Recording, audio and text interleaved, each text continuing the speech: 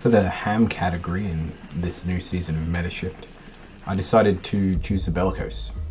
I'm doing most of my flying in faction warfare, where the targets are usually frigates, destroyers, and occasionally a cruiser. So I didn't want anything that was not going to be able to slide into all the medium plexes and the large plexes and take on some of the targets and engagements that we usually get in faction warfare.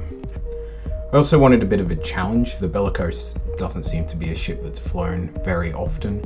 If you look at the MER stats for ham ships destroyed, it's pretty low down there. So that to me is an indication that it's also not really flown much. First fit that I tried was an XLASB fit. We have 4 heavy assault missile launchers in our high slots. For our medium slots, we have an afterburner. We're going to be staying in pretty close range, and we want to be able to control the range of the engagement. We don't want to have our mobility completely shut down by scrams. We have a web which helps to slow down the target and helps our heavy assault missiles apply. We have a scram to shut down the MWD of our targets and make sure that we can control the range of the engagement much better. We have the XLASB, which essentially is our tank here. For the low slots, we have 2 ballistic control systems to improve our DPS, and then an RCU for fitting and a damage control for a little bit extra tank. In the rigs, we've got a medium processor overclocking unit for fitting, and then a couple of shield resistance rigs as well. This fit requires a 603 CPU implant, and time to time I'm also carrying kind of one of these 3 boosters. I'm not particularly consistent with using them, but on some of the videos you might see them. The first fight in the video is actually the only fight I have using this fit to show in this video. I wasn't a big fan of this fit. I didn't get many decent fights to capture. The reality was I really felt like I didn't have much control over my engagements, even with just the one web and the scram. The Brawlicose is so slow that there's really not much it can do to maintain any kind of decent range against the kind of ships you're going up against in frigates and destroyers. I also found that when kind of warping into my preferred engagement, which is maybe 1 versus 3 or 4, either destroyers or frigates or a mix, that oftentimes I wasn't able to pull range before all 3 or 4 of those targets were able to apply damage to me and kind of go straight through my XLASB charges. So I wasn't super happy with this fit. I decided to change it up. The second fit that I tried was this armor buffer fit. So we've moved our tank from the mid slots to the low slots with 1600mm plates for a buffer. The problem here obviously is that we drastically reduce our maneuverability and our speed, but the trade-off is that we get to fit an extra web in the mid slots, which gives us significantly more control and also helps our hams apply better. I'm also not running any implants in this fit. It was just a bit of a pain, to be honest, a bit of a hassle, so I decided to run without them and see how we went.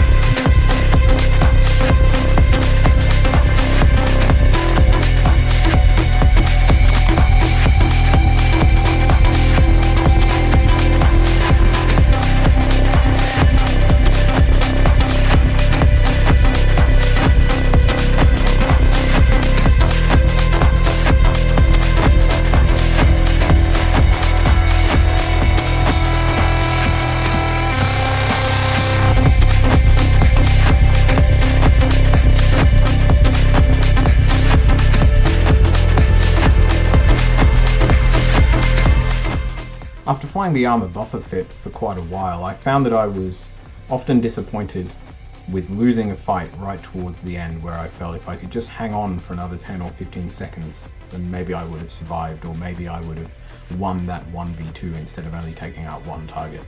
I wanted to see if there was a best of both worlds. Can I have more DPS that I got with the XLASB fit, with the range control that I got from the buffer fit?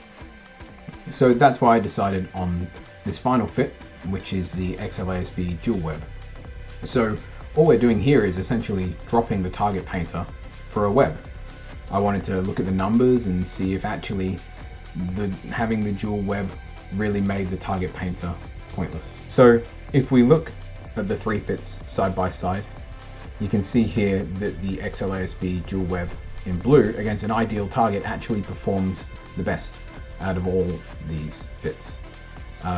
It performs better than the dual web armor buffer fit when it comes to destroyers, so against the Catalyst Navy hull, and it also performs slightly mid-range when it comes to the DPS against the low SIG target. So pretty happy with that. It gives me the control I want, the DPS I need.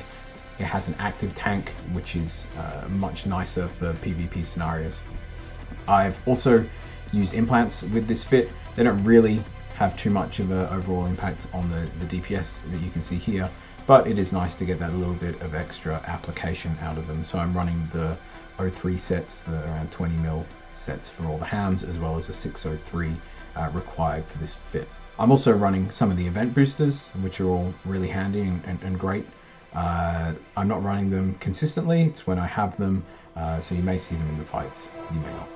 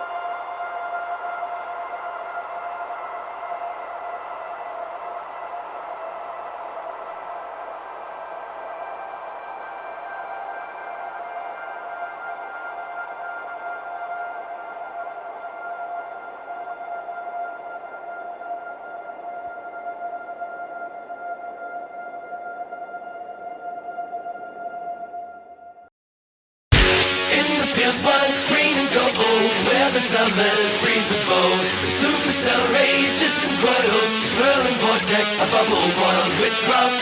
Slow upon one sable more on when the moon does wane and die. A ragged coven convenes, performing incantations now. Witchcraft, taxidermy with eyes of fire, gentle songs of